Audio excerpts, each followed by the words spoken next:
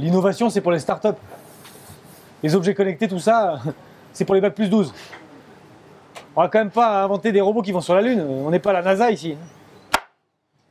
Non, c'est sûr, on n'est pas à la NASA.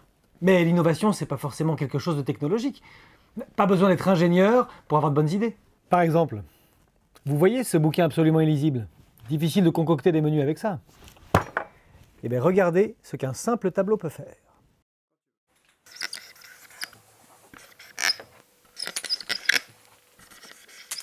Vous voyez, c'est un tableau Excel. Et ça ne sort pas de la tête d'un vieux savant dans son laboratoire, non. C'est un agent qui a eu cette brillante idée. Créer dans un simple tableur des listes pour éditer plus facilement les menus des collégiens. L'amélioration, c'est souvent la simplification. Et oui, c'est ça aussi l'innovation.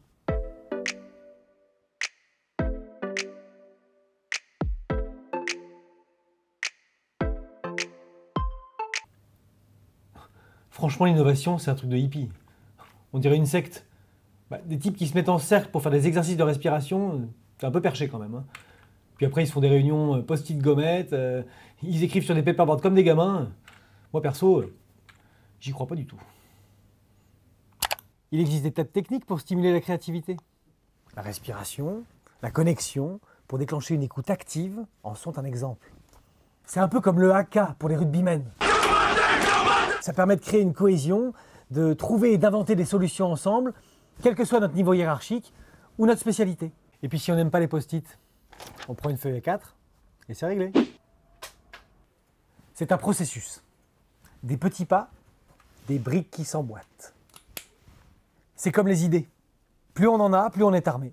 Il ne reste plus qu'à les organiser. Ce sont des outils collectifs pour inventer ensemble.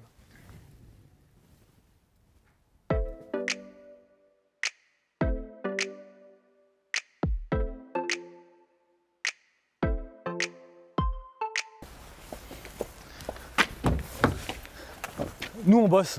L'innovation, c'est trop déconnecté du concret. Dans nos métiers, pas le temps de rêver, faut travailler. Et non, justement. L'inno, c'est du concret. Ça permet de résoudre les problèmes ou de rendre certaines tâches plus efficaces. Par exemple, nos agents des routes ont testé sur leur saleuse des GPS munis de capteurs qui analysent la route en direct, comme l'hygrométrie par exemple. Ces analyses déclencheront ou non le dépôt de sel sur la route. Gain de temps, plus économique, plus écologique. Et ça permet aux conducteurs de se concentrer dans des conditions souvent difficiles. Autre exemple. Le balai de pré-imprégnation pour les agents des collèges. Il permet de nettoyer les sols, les murs et les tables. C'est plus pratique, plus rapide et ça ne fait pas mal au dos.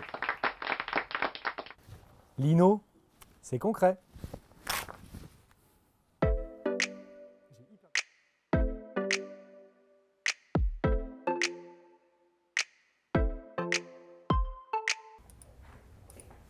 Bonjour monsieur, quelle est votre demande? Ah, attendez, excusez-moi, je m'occupe de vous dans une seconde. Non, l'innovation, c'est pas compatible avec le service public. On est là pour aider les usagers, pas pour faire de la rentabilité ou du marketing. C'est l'intérêt général qui compte. On n'est pas chez Google.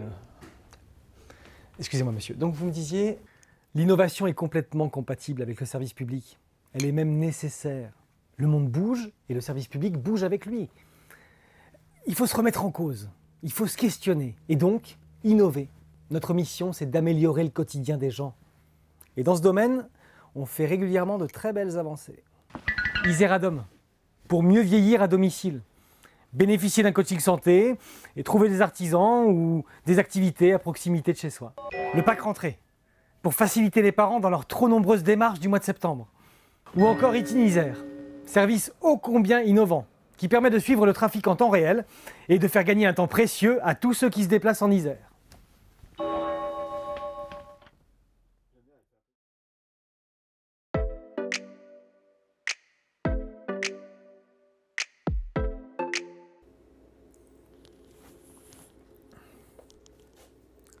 L'innovation? On n'y comprend rien. Ça a l'air sympa, mais ça ressemble surtout à des discussions d'intello qui jargonnent. Il n'a pas rempli le café. Bon, moi je pense que si chacun se place sur une idéation, ça facilitera beaucoup le process au niveau du design thinking. Alors on se met tous en mode agile. Ok les gars? C'est cela, oui. C'est cela. Et vous, dans votre métier, vous n'avez pas votre propre langage? Allô? Ouais, salut Magali. Ouais. Ouais, tu m'appelles pour le projet MSAP? Ouais, bah le CCAS, c'est pas dans la boucle. Enfin, la CAF est aux abonnés absents. Enfin, écoute, si l'AMO n'a pas d'interlocuteur, la convention SDA-ASP va devoir être vue, c'est sûr. Ah oui. Ah oui? Ah ben bien sûr. Bon, écoute Albert, de toute façon, c'est tous les ans la même chose. Hein. Bon, d'abord, il y a le DOB, qui est le document essentiel finalement. Et après, avant le 15 avril, on a le BP, voilà, qui permet de pas trop se tourner les pouces.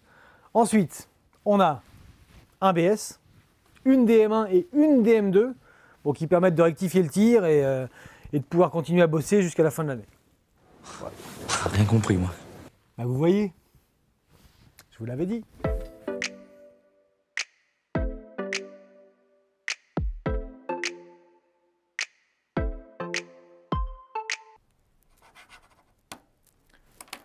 L'innovation, c'est beaucoup de bruit pour rien. C'est souvent une montagne qui accouche d'une souris. Et alors, l'important c'est d'apporter sa pierre à l'édifice, de se laisser le droit de rêver, le droit à l'erreur. Il faut essayer de casser les codes.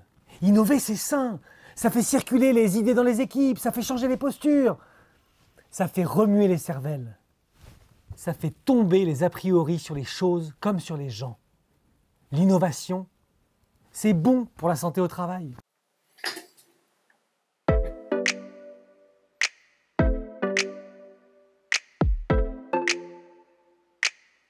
L'INO, c'est du concret. Et c'est très utile pour résoudre certains problèmes. J'ai regardé le truc. Ce sont des outils collectifs pour inventer ensemble.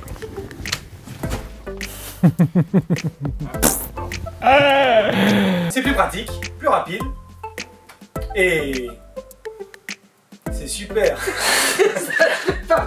Et ça permet au conducteur de se concentrer dans des conditions souvent difficiles.